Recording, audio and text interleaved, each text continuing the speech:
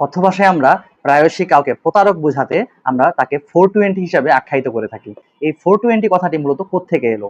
এটি এসেছে দণ্ডবিধির ধারা 420 থেকে, অর্থাৎ পেনাল কোডের সেকশন 420 থেকে এই কথাটি এসেছে। সেকশন 420 বোঝায় হচ্ছে চিটিং তথা প্রতারণাকে। চিটিং হচ্ছে কি জিনিস? এই আইন অনুসারে যখন কেউ প্রতারণার মাধ্যমে অন্য কাউকে প্রলুব্ধ করে ওই ব্যক্তিকে কোনো সম্পদ প্রদান করার জন্য, কিংবা তাকে দিয়ে কোনো মূল্যবান ডকুমেন্ট কিংবা দলিল এটি প্রস্তুত করানো হয়, বা এটিকে পরিবর্তন করানো হয়, কিংবা ধ্বংস করানো হয়, এর মাধ্যমে সেই ব্যক্তিটি মূলত প্রতারণার অপরাধটি করে থাকেন। তো এই আইন অনুসারে মূলত প্রতারণা হতে গেলে কি কি উপকরণগুলো প্রয়োজন আমাদের? প্রথমত প্রয়োজন হচ্ছে কাউকে ঠকানো, এবং দ্বিতীয়ত এই ঠকানোর উদ্দেশ্য থাকতে হবে একেবারে শুরু থেকে, অর্থাৎ আমি কাউকে ঠকানোর উদ্দেশ্য নিয়েই তার সাথে পরবর্তী লেনদেনগুলো করা শুরু করব।